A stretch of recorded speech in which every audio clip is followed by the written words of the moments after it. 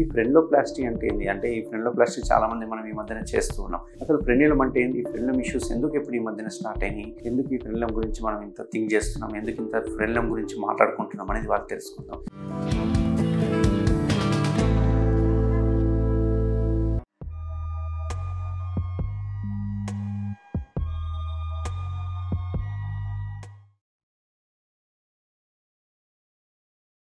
Hello అండి, నా పేరు డాక్టర్ కారెడ్డి శ్రీధర్ రెడ్డి. నేను జనరల్ అండ్ లాప్రోస్కోపిక్ సర్జన్. నేను టీఆర్హెచ్ హాస్పిటల్ హైదరాబాద్ అవైలబుల్ ఉంటాను. సో యూజువల్గా ఏంటి అంటే అంగం యొక్క ముందరున్న చర్మం ఏదైతే ఉందో ఇక్కడే మెయిన్ ప్రాబ్లం వస్తుంది అన్నట్టు.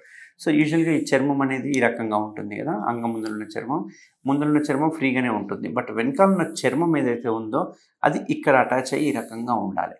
బట్ చాలామందికి చూసుకుంటే కనుక అది కింద అటాచ్ కాదు.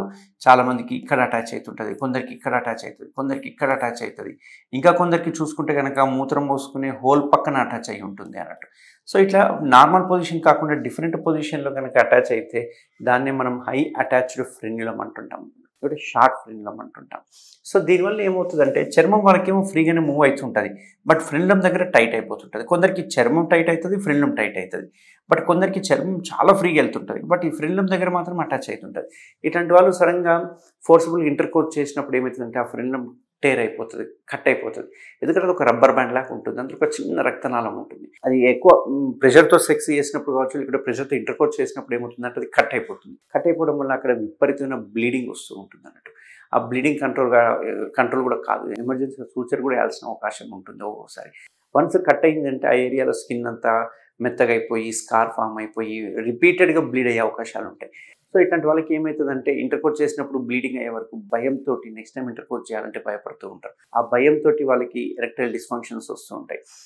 భయం మైండ్లోకి వచ్చే వరకు అంగం స్తంభించదు. దీనివల్ల చాలా ఇష్యూస్ వస్తూ ఉంటాయి అన్నట్టు. ఇంకో ముఖ్యమైన ఇంపార్టెంట్ ఏంటి అంటే వీళ్ళు కనుక గమనించుకుంటే కనుక చర్మం వెనక్కి అనుకోనికి ప్రయత్నం చేసి అటాచ్ అయి ఉంటుంది కాబట్టి ఈ అంగమే కొంచెం బెండ్ అయిపోతూ ఉన్నట్టు అనిపిస్తుంటుంది, కిందికి బెండ్ అయినట్టు అనిపిస్తుంది. అంటే స్ట్రైట్గా ఉండదు, ఈ రకంగా బెండ్ అయిపోయినట్టు అనిపిస్తుంది. ఈ బెండ్ అవ్వడం వల్ల ఇంటర్కోర్స్ చేయడానికి ఓసారి రాదన్నట్టు. సో ఇది ఫ్రెన్యులం అంటే.